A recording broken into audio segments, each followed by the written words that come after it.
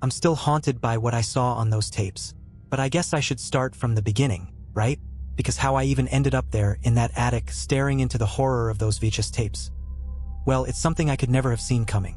Started like any other afternoon. I was at my grandmother's house, helping her move around some old furniture. She'd been my rock since my mother passed when I was just a kid, and after my accident, she'd been the one to pull me through the worst of it. Her house was where I was recovering, both physically and mentally. I felt like I owed her everything, so I'd spend time helping her with anything she needed. This particular day, she asked me to help with some boxes up in the attic. I was hauling boxes around when I accidentally knocked one over, tumbled to the ground, and out spilled a stack of old VHS tapes. They were covered in dust, their labels faded. Each one had nothing but a year written on it. The oldest was marked 1990. Curiosity got the better of me, and since we had an old TV and VHS player up there, I figured, why not? So, I popped in the oldest tape expecting maybe a home video. But what I saw was nothing close to that. It started out innocently enough. The camera was shaky, like it was hidden. Someone was filming a woman sitting alone at a small table in a coffee shop. She was reading, oblivious to whoever was watching her. The camera lingered, zoomed in too close, capturing the light glinting off her hair. It was unsettling, like I was peering into something I wasn't supposed to see. But before I could make sense of it, the scene shifted. Now, the woman was walking down a busy street. It was nighttime, the sky heavy and gray. She was still being followed, only now she seemed to sense it. She kept glancing over her shoulder, but whoever was filming stayed just out of sight. I felt my stomach twist as I realized the person behind the camera was stalking her. It wasn't just a passerby, this was deliberate. Then the footage jumped again. She was now in the trunk of a car. I could hear the rain pouring down, could barely make out her muffled cries through the heavy tape over her mouth. My hands went cold. I was glued to the screen, watching as a gloved hand reached into the trunk, slamming it shut with a metallic thud. I wanted to stop the tape, but I couldn't move. I was frozen in place, horrified yet unable to tear my eyes away. The scene cut again. Now, she was in a warehouse, tied to a chair, bloody, slumped forward under a single hanging light. It was as if every beat of her life had been meticulously captured on tape. Leading up to, I didn't want to imagine what was next. I couldn't look away, even though I knew I should have stopped. Every nerve in my body screamed to eject the tape, to turn off the TV, to forget I'd ever seen any of it. But I was transfixed, paralyzed with dread, as the grainy footage continued. In the warehouse, the woman barely moved. Her head drooped forward, her hair matted with blood. The camera was set down, no longer in shaky hands but steadied on a surface. I could hear the soft sound of footsteps echoing off the concrete, someone shifting nearby, just out of view. Then a figure stepped into the frame. He was tall, dressed in dark clothes, his face obscured by a black balaclava. He held something in his hand, a blade that glinted under the sickly fluorescent light. He moved methodically, as if he'd done this before, as if he had rehearsed it. He walked behind the woman, grabbing her by the chin, forcing her face up to meet the camera. She was barely conscious, her eyes unfocused, but the fear was still there, deep in her gaze. Then, with a terrifying calmness, he dragged the blade across her throat. The scene unfolded in excruciating detail, the blood pooling around her feet, her life slipping away with each agonized breath. And then, in one smooth motion, he stepped back, wiped the blade on a cloth, and turned to face the camera. That's when he pulled off the mask. My breath caught in my throat. I could feel my heartbeat thudding in my ears as his face came into view. He looked straight into the lens, unblinking, with a chilling smile spreading across his face. He held that smile, a cruel, mocking grin, before he leaned forward, bringing his face close to the camera as if he were looking directly at me. The screen went black. I sat there, my blood running cold, the room dead silent. But before I could process what I'd just seen, the TV flickered back to life. This time, it was daytime. The camera was in the hands of someone else, clearly shaky, panning around the neighborhood I recognized as my grandmother's. My mind was spinning. How could this be? The camera panned slowly around the street, capturing details that felt disturbingly familiar. The weathered houses, the old oak trees lining the road, even the cracked pavement that led right up to my grandmother's doorstep. Every instinct screamed at me to turn off the TV, but my hand wouldn't obey. It hovered near the remote, paralyzed. The The footage moved closer, zooming in on my grandmother's house. I could see her mailbox, the one I'd helped her repaint last summer. Whoever was filming was getting closer. The camera shook slightly, as if the person holding it was excited or nervous. It came right up to her front steps, then paused, the lens settling on the front door for an agonizing few seconds before the scene cut to black. A breath I didn't know I'd been holding rushed out of me. The screen stayed dark for a moment, long enough for me to start to believe it was over. But then the screen blinked back on. The scene was now inside the house. My stomach flipped as I recognized the hallway, the faded wallpaper, the coat rack by the door. The camera moved slowly, deliberately, down the corridor, each step matching the creak of the old floorboards. I felt as if I were watching my own memories play out on the screen, each detail too accurate, too personal. The footage continued down the hallway, passing the family photos on the wall, photos of me, my grandmother, even my mother. The lens paused on a picture of me as a kid, smiling at the camera, clueless and innocent. Then, with a shaky breath, I realized something else.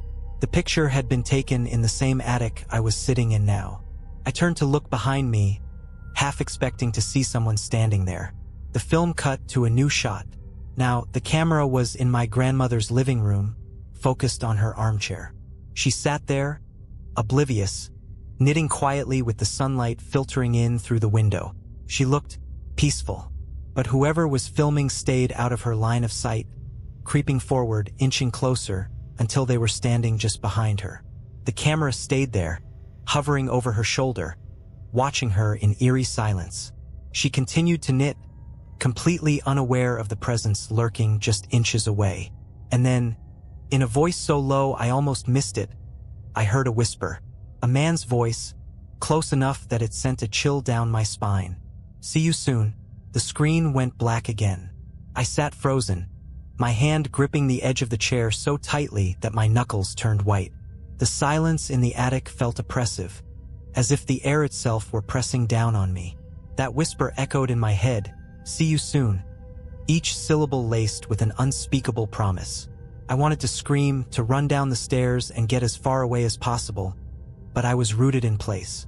My mind raced through the possibilities. Who was this person? How long had they been watching us? And why had my grandmother kept these tapes hidden in a dusty old box? My hands trembled as I reached for another tape, almost on autopilot, needing answers but dreading what I might find. I slid the next tape into the player, my fingers barely functioning.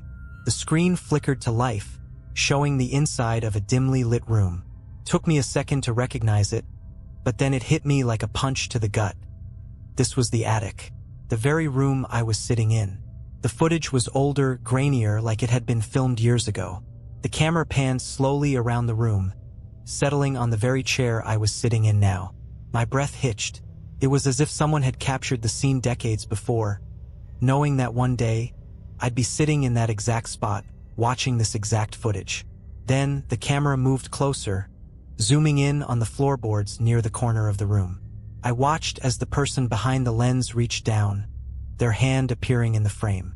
They tapped lightly on one of the boards, then pried it up, revealing a small, hidden compartment.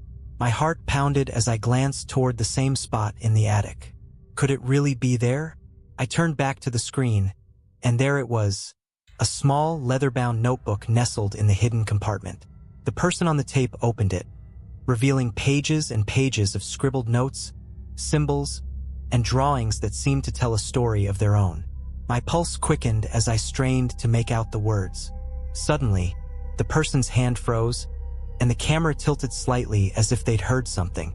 I held my breath, watching as they slowly turned the camera around to face the attic entrance. For a moment, there was nothing, just darkness and the faint creaking of the house settling.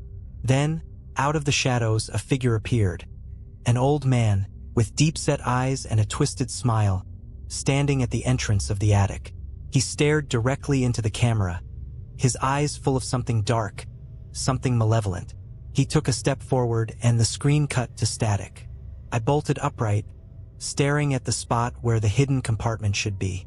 I had to know if it was real, if that notebook was still there, if this wasn't just some twisted trick of my imagination. My breath was shallow, and my hands shook as I reached the corner of the attic where the person on the tape had pried up the floorboard. Part of me desperately wanted to leave it alone, to turn and run down the stairs, maybe even leave the house entirely. But the other part, the part that had already seen too much, that needed to understand this nightmare, pushed me forward. I knelt down, feeling around the floor for the loose board. My fingers brushed against an edge that seemed slightly raised. With a gulp, I wedged my fingers under it and lifted. The board came up easily, revealing a dusty, dark space beneath. My heart hammered as I reached in and felt something cool and smooth. A small, leather-bound notebook, just like in the video. I pulled it out, wiping the dust off the cover. My hands trembled as I opened it, flipping through page after page of hastily scrawled notes. Symbols I didn't recognize, drawings that seemed chaotic, frantic. There were maps of our neighborhood, pages filled with detailed descriptions of daily routines, my grandmother's, my own, even our neighbors'. The writing became increasingly erratic, barely legible, each entry marked by dates spanning years. And then I found it, an entry marked with today's date. My blood ran cold as I read the words. She'll find the tapes today. She won't be able to resist watching them. They always watch them. A creeping dread washed over me as I continued to read. She'll find the notebook. It's time she knew the truth. It's time she understood what's coming. Tonight, it will all come full circle. The words were smeared, as if written in a frenzy, and on the following pages, the handwriting grew even more disjointed, devolving into cryptic phrases and ominous warnings. Asterisk, the watcher in the shadows. They are already here. Do not trust your own eyes. Asterisk. I slammed the notebook shut, my heart pounding. This wasn't just some old journal. It was a sick blueprint, a timeline of everything that had led to this moment. To me, sitting here in the attic, notebook in hand, terrified out of my mind. A faint creak sounded from downstairs. I froze, every muscle in my body tensing as I listened. The house was old, so creaks weren't unusual, but this felt different. It was deliberate, like a soft, careful step on the wooden floorboards below. Someone was in the house. I clutched the notebook to my chest, my heart racing. I forced myself to stand, inching toward the door of the attic. The creaks grew louder, heading up the stairs, slow and steady. I glanced around, desperately trying to figure out what to do. Hide? Confront whoever or whatever was coming up those stairs? I didn't even have anything to defend myself with. As the footsteps reached the top of the staircase, I could see a shadow stretching across the wall outside the attic door. The shadow was tall, unnaturally so, with limbs that seemed to extend far longer than they should. My mind raced back to the figure I'd seen on the tape. That old man with the twisted smile, staring into the camera with those dark, predatory eyes. The attic door creaked open, just an inch, and I held my breath, backing away until I was pressed against the far wall. Through the crack, I could see a hand, gnarled and pale, with fingers so thin they looked almost skeletal, reaching inside to push the door open wider. I squeezed my eyes shut, trying to will myself invisible, hoping whoever it was wouldn't see me if I just stayed silent. But then I heard a voice, soft, raspy, barely more than a whisper. I knew you'd come. I've been waiting a long time. My eyes snapped open, and there he was, standing in the doorway, the same man from the tape. His face was twisted into that same unsettling smile, his eyes glinting with a dark amusement as he took a slow, deliberate step toward me. I forced myself to speak, though my voice came out barely a whisper. Who are you? Why are you doing this? He tilted his head, his smile widening. You're just like the others. So curious, so eager to see what you shouldn't. He took another step, his gaze drifting down to the notebook clutched in my hands. You found it, didn't you? All the answers are in there. I glanced down at the notebook, feeling a surge of dread as his words sank in. He had planned this. Every moment, every discovery. He had been guiding me toward it. Why me? I asked, my voice trembling. His expression darkened, his eyes narrowing. Because you're the last to know, the last to see. And now, the last to disappear. He lunged forward, faster than I could have anticipated. I stumbled backward, clutching the notebook as I turned to run. I managed to dodge around him, scrambling out of the attic and down the stairs, my feet barely touching the steps. The house seemed to twist and warp around me as I ran, the walls narrowing, the hallway stretching longer than it should. Behind me, I could hear his footsteps, slow and steady, echoing through the house as he followed, his laughter low and sinister. I burst through the front door and into the night, gasping for air as I stumbled onto the lawn. I turned back, expecting to see him at the door, but there was nothing. Just the silent, empty house, dark and still as if nothing had happened. I clutched the notebook tightly, its pages heavy with the weight of all those twisted secrets. I didn't know what to do, where to go. But as I turned and started down the street, one thing became chillingly clear. This wasn't over. I ran down the street, every shadow feeling like it could morph into him, every sound echoing his slow, steady footsteps. The notebook felt like it was burning in my hands, but I didn't dare let it go. It was my only link to whatever was going on, maybe even my only chance to survive. I reached the end of the block and ducked into a small park, hiding behind a cluster of trees. My breathing was ragged, and my mind was racing. What now? Go to the police? How could I explain what had happened without sounding insane? I flipped open the notebook, hoping it might give me a clue, anything that could make sense of what I'd seen. My fingers shook as I turned to the last few pages, and there, in the same messy scrawl, I found another entry. My stomach dropped as I read. She'll try to run. They always do, but she can't escape what's been set in motion. I let out a choked gasp, slamming the notebook shut. Somehow, he'd predicted everything, every reaction I'd have. But how? Was he watching me even now? I forced myself to calm down, focusing on the one thing I knew. He wasn't just some ghost or figment of my imagination. He was real, flesh and blood, and that meant he could be stopped. I took a few deep breaths, gathering my resolve, and made my way back out of the park. I couldn't go back to my grandmother's house, not with him lurking around. But there was one place I could go, where I knew I'd be safe for the night. An old childhood friend's house just a few blocks away. I hadn't seen him in years, but I knew he'd help. The streets were eerily quiet as I walked, and every flickering streetlight, every darkened alley, felt like it was hiding something. When I finally reached my friend's house, I banged on the door, my eyes darting around, half expecting that figure to appear in the shadows. After what felt like an eternity, the door opened, and he stood there, bleary-eyed and confused. "Hey, are you okay?" he asked, noticing the wild look in my eyes. I forced a shaky smile. "Can I crash here tonight?" It's a long story. He didn't press me, just nodded and let me in. I felt a wave of relief wash over me as I stepped inside, but I couldn't shake the feeling that this was only a temporary reprieve. After he set up the couch for me, I settled in, clutching the notebook close, my mind racing too much to even consider sleeping. That's when I heard it, a faint tap at the window. I froze, my heart hammering in my chest. Slowly, I turned to look, my blood running cold as I saw a shadowy figure standing just outside the glass. It was him, the man from the tape with that twisted smile plastered on his face, staring directly at me.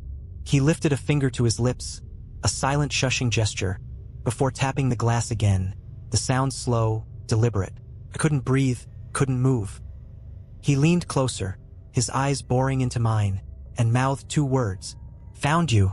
I stumbled back, tripping over the coffee table, as my friend rushed into the room, alarmed by the noise. "What's going on? Are you okay?" I pointed to the window, but when he looked, there was nothing there. Just the empty yard, silent and undisturbed. I felt a chill run down my spine as my friend looked back at me, his face full of concern. I think I'm being followed," I whispered, my voice barely audible. He didn't question me, just nodded, his face serious. "Let's call the police," he said, grabbing his phone. For a moment, I felt a sliver of hope. Maybe they could help. Maybe this nightmare would finally end. But then, as he dialed, I noticed something scrawled on the back of the notebook. There, in the same messy handwriting, were two new words, as if they'd been written only moments before. "Too late." My heart plummeted as I stared at those words. Too late, they were fresh, the ink still wet, smudging slightly as I touched the page. My friend was on the phone, explaining that someone was stalking me, but all I could focus on was the ominous message. How had it appeared? I hadn't seen anyone touch the notebook. Was he in the house, watching us right now? The police said they'd send someone over. My friend assured me I'd be safe, trying to calm me down, but nothing could quiet the dread coiling in my gut. We waited in tense silence, the minutes dragging on, both of us on edge. I clutched the notebook tightly, feeling its weight as if it were a living thing, pulsing in my hands. Then the doorbell rang. My friend jumped up, rushing to the door. Relief washed over me. Help had arrived. I could finally explain everything, show them the notebook, tell them about the man, the tapes, everything. I stood up, ready to meet the officers, but as my friend opened the door, a chill ran through me. Standing there was a single officer, tall and broad-shouldered, his face partially obscured by the brim of his cap. He looked up slowly, meeting my gaze with an expression so hollow, so chilling, it sent ice through my veins. His lips twisted into a smile, that same twisted, mocking smile I'd seen on the tapes. My blood ran cold. It was him, my friend, oblivious to the danger, stepped aside, gesturing for him to come in. "Thanks for coming so fast, officer," he said. "My friend here's really shaken up." The man nodded, stepping into the house with slow, deliberate movements, his gaze never leaving mine. I stumbled back, my mind racing. He was in a police uniform, but everything about him screamed that he wasn't one of them. This was part of his game, another twisted trick. "Ma'am," he said, his voice low and dripping with a strange, almost mocking politeness. "I heard you've been having some trouble." He took a step closer, his eyes gleaming with a predatory glint. "Mind if I ask you a few questions?" I backed away, my heart pounding. You're not a cop," I whispered, the words slipping out before I could stop them. His smile widened. "Aren't I?" He reached into his pocket and pulled out something that made my stomach drop. A small VHS tape, identical to the ones I'd found in my grandmother's attic. He held it out to me, tilting his head in mock invitation. "How about we watch this together?" My friend looked between us, confused. What's going on?" he asked, looking to me for answers. But I had none to give him. The man's voice dropped to a whisper, his tone laced with something dark and malicious. "You shouldn't have watched the tapes. Now you're part of the story, and the story doesn't end until, well, you'll see." I felt trapped, cornered, like a mouse caught by a cat. Desperate, I looked to my friend, and before I knew what I was doing, I grabbed his arm, yanking him toward the door. "We need to go. Now." The man didn't stop us, just watched with that same eerie smile as we bolted out of the house, his laughter echoing behind us.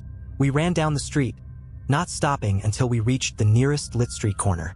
My friend was panting, confusion and fear etched across his face. "What was that?" he asked, his voice trembling. "Who was that guy?" I shook my head, clutching the notebook like a lifeline.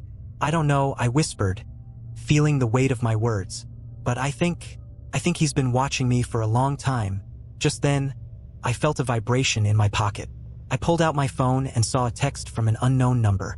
My heart dropped as I read the message. "You can't run forever. See you soon." I looked up, and in the dim light, my friend's face mirrored the horror I felt inside. There was no escaping him, no hiding from whatever this nightmare was. And somehow, deep down, I knew this was only the beginning. My hands shook as I clutched my phone, staring at the message until the words seemed to blur and twist. I felt like I was slipping into a nightmare that refused to let me go. My friend looked at me, his face pale, his own fear barely concealed. We needed a plan. But how could we plan against someone who knew my every move? "We can't go back to my place," I managed to say, my voice barely a whisper. "He's watching us. He's everywhere." My friend nodded, swallowing hard. "Okay, we won't. But we have to go somewhere, right? A police station, maybe." The thought was tempting, but something inside me balked at it. What if he was waiting for us there too? What if he had people working with him? I had no idea how deep this went. "No," I said, my voice firmer now. "No police. We can't trust anyone." He looked at me, conflicted, but nodded. "Okay, let's get to a place where we can think this through." He gestured toward his car, parked a few blocks away. We made our way to it, moving quickly but trying not to draw attention. Every step felt loaded with dread, each passing shadow a potential hiding spot for the man who seemed to know my every move. We got into the car, locking the doors behind us. My friend started the engine, glancing over at me. Where to? I thought for a moment, my mind racing. Somewhere crowded, I replied, trying to think like the man who was hunting me. He won't make a move if there are people around. Maybe a diner? My friend nodded and pulled out onto the street, heading toward a 24-hour diner on the other side of town. The silence in the car was heavy, each of us lost in our thoughts, trying to piece together some explanation, some way to understand the nightmare that had become my life. After what felt like an eternity, we pulled into the parking lot of the diner. It was mostly empty, save for a couple of parked cars and a truck idling near the entrance. We hurried inside, choosing a booth in the far corner where we could see the door and windows. I sat down, pulling the notebook out of my bag. I hadn't let it out of my sight since we'd left my grandmother's house, feeling like it was the only anchor to the reality I was now trapped in. My friend leaned forward, watching as I opened it to the last page again, where those two words had been waiting for me. Too late. I flipped through the pages again, hoping to find something I'd missed. As I reached the middle of the notebook, I stopped, my breath catching. There, on a page I was sure I'd seen before, were fresh notes, scribbled hastily, as if they'd been written in a rush. "You're not alone." I stared at the words, my heart pounding. Was this a message for me, or another of his games?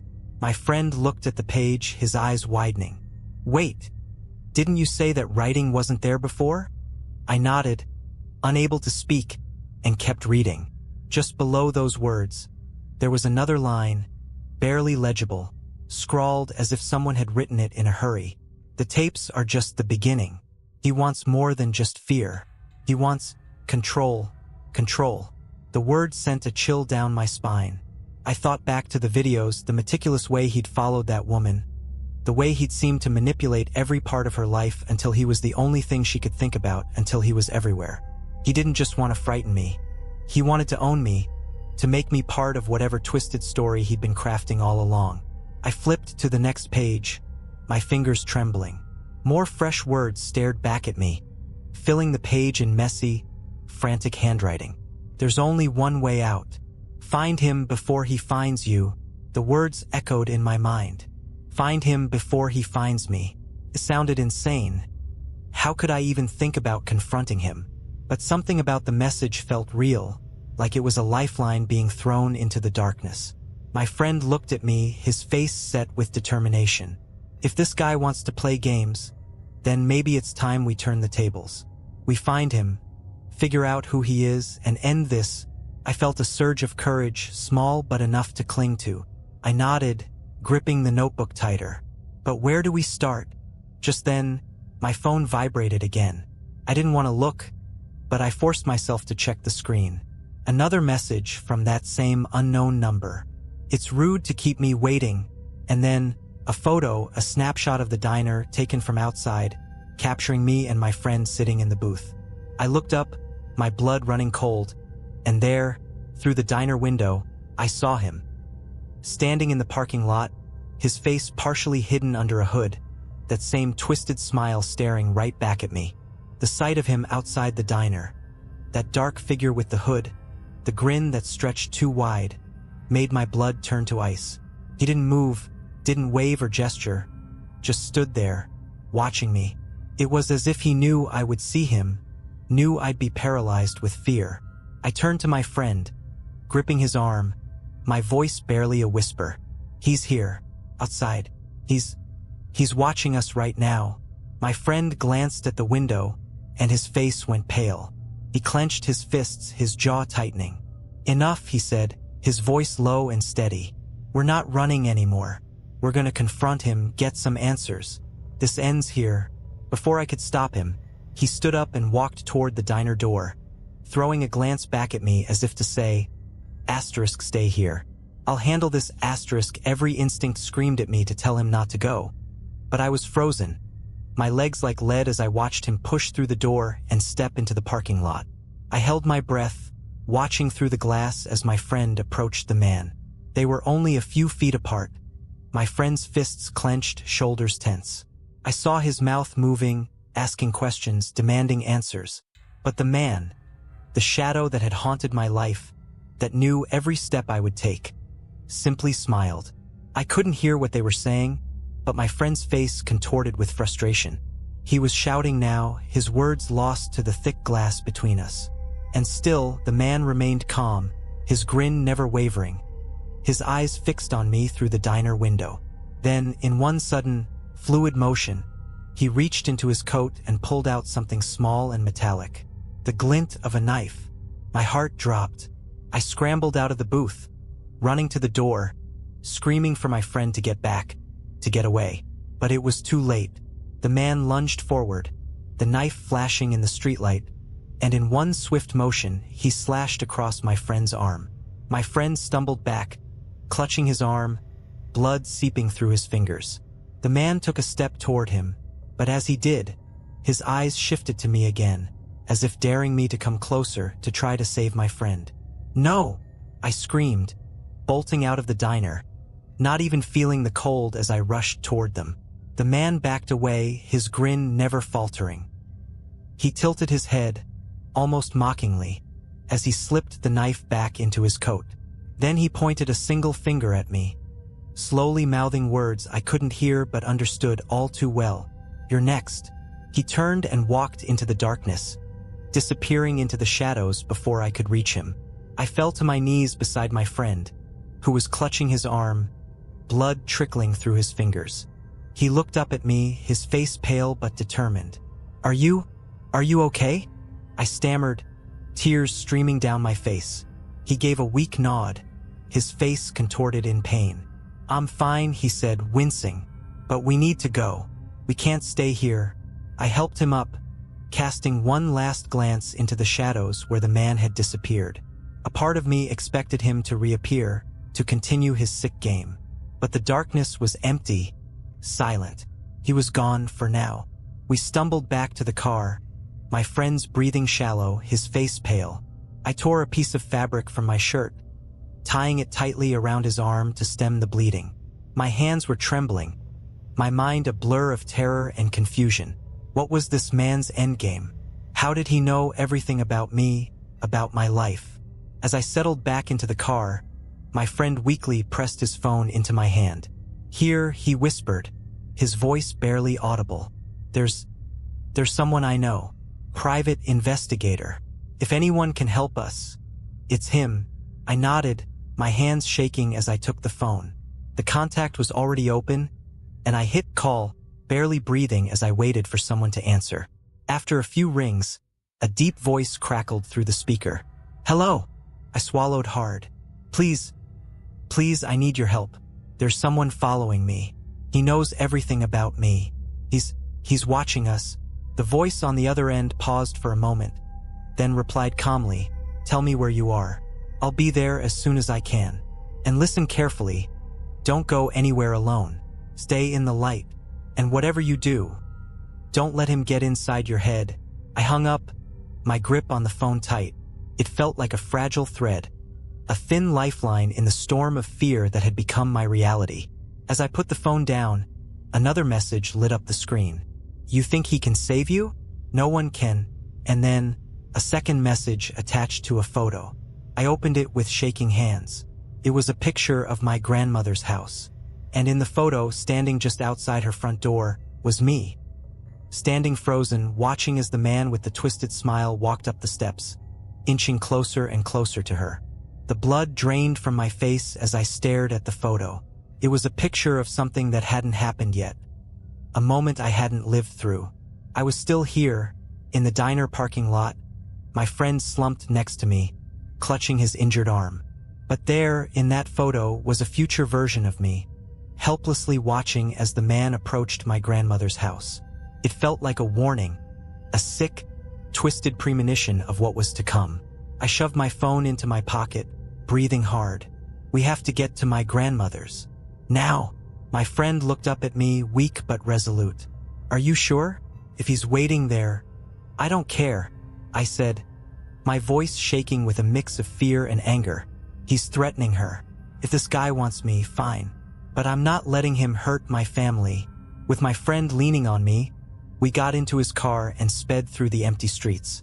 Every shadow, every dark corner felt like it could be hiding him. My mind replayed that photo again and again, trying to make sense of how he had it, how he knew what I'd do before I even did it. We pulled up to my grandmother's house, and I noticed that her lights were on. Relief washed over me. She was awake. Maybe she'd heard us coming and had locked the doors. Maybe she'd be ready. I parked in the driveway, helping my friend out of the car, and we made our way to the front door. But as we approached, I realized something was wrong. The door was slightly ajar. I froze, dread filling my veins. There was no way my grandmother would leave the door open this late at night. I glanced back at my friend, who gave me a grim nod, his hand gripping a tire iron he'd taken from the car. We pushed the door open, stepping quietly inside. The house was dead silent, the only sound our own shallow breaths. My heart pounded as I called out, "Grandma?" No answer. We moved further in, the shadows swallowing us as we tiptoed through the familiar rooms. It was surreal, walking through this place I'd known all my life, feeling like a stranger in my own memory. Every creak of the floorboards made me flinch, my eyes scanning every corner, every inch of darkness. And then, from somewhere deeper in the house, I heard it, the faintest whisper, just a few words, spoken in that same low, mocking tone that had haunted my nightmares. "Welcome home." I gripped my friend's arm, motioning him to stay quiet. We moved toward the sound, each step feeling like it brought me closer to some inevitable, horrifying end. The whisper came again, louder this time, as if he were taunting us, daring us to find him. "Is this what you wanted?" We reached the living room, and there, standing in the middle of the room, was the man himself. He looked just as he had in the videos, the same twisted smile, the same cold, calculating eyes. But this time he was holding something, a small, old-fashioned camera, its lens pointed directly at us. In his other hand, he held my grandmother's necklace, the one she never took off, dangling like a trophy. I swallowed, barely able to keep my voice steady. "Where is she?" I demanded, taking a step forward. He tilted his head, that sick smile widening. "Oh, don't worry. She's safe for now. But you? You're exactly where I want you." He raised the camera, his finger hovering over the shutter. My friend moved forward, brandishing the tire iron, his face twisted in fury. "You stay away from her. You hear me?" The man only laughed, a low, chilling sound that sent shivers down my spine. "Oh, I'll be seeing you both, very soon." And then, before either of us could react, he pressed the shutter. The flash was blinding, and for a split second, everything went white. I blinked, disoriented, reaching out to steady myself. But when my vision cleared, the man was gone. The room was empty, as if he'd never been there. My friend looked at me, his face pale, the tire iron slipping from his grip. What just happened? I glanced down, noticing a small slip of paper on the floor where he'd stood. I picked it up, my hands trembling. It was a photograph, still warm from the camera flash. It showed me and my friend, standing in the very spot we were in now, our faces twisted in horror as we stared at him, the man with that terrible smile standing right behind us. The caption beneath it read, "See you soon." The sight of that photo, our terrified faces frozen in time, the man's leering presence hovering right behind us, shattered something inside me. This entire nightmare had felt like a trap, and now, holding that last chilling photograph, I knew he had been orchestrating every single step. And still, he was out there, watching, waiting for his next move. I crumpled the photo in my fist, turning to my friend. "We have to end this, right now.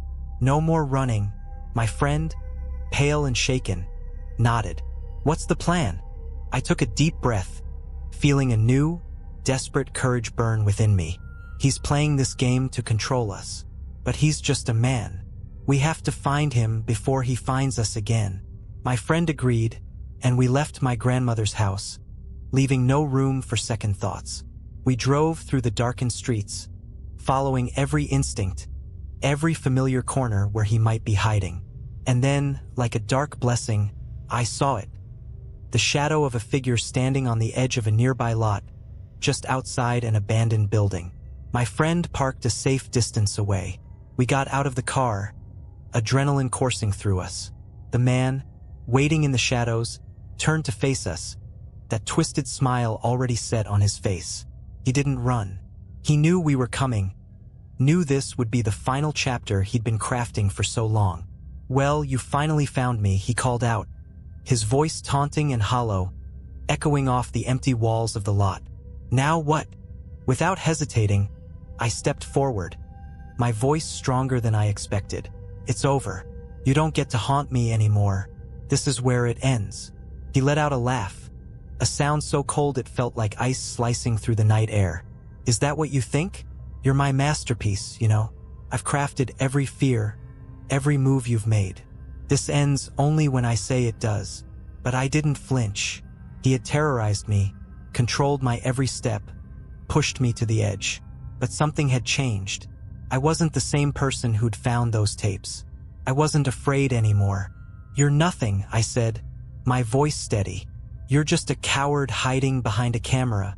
He smirked, taking a step forward, but I didn't move. I met his gaze, refusing to give him the satisfaction of my fear. In that instant, his smile faltered. He realized he'd lost his power over me. My friend stepped beside me, holding his ground, his voice firm. "Leave, and don't come back." The man's expression shifted, his confidence cracking, his grin fading. I could see it, the doubt, the fear he'd always masked with his games. He looked at us, no longer in control, and took a step back, his eyes darting around, as if searching for a way out. He turned, slipping back into the darkness, his shadow melting away into the night. For the first time, he was the one running. We stood there, watching him disappear, the heavy silence settling around us. I felt the weight of all the fear, all the terror he'd put me through, begin to lift. It was over. Back at my friend's car, we sat in silence, the weight of everything finally catching up to us. There was no celebratory relief, no joyful end to this nightmare, only the hollow satisfaction of survival. I knew he might be out there somewhere, but he no longer held control over me. Days passed and life slowly returned to normal. My grandmother was safe, my friend healed, and I began to move on, leaving the horrors of that man and his tapes behind. But every so often, I'd catch myself glancing over my shoulder, just in case. Because even though the nightmare was over, his smile lingered in my memory, a dark reminder that sometimes fear doesn't disappear. It simply fades, waiting in the shadows. And sometimes, in the dead of night, I'd find myself reaching for the light, just to be sure he wasn't there, watching.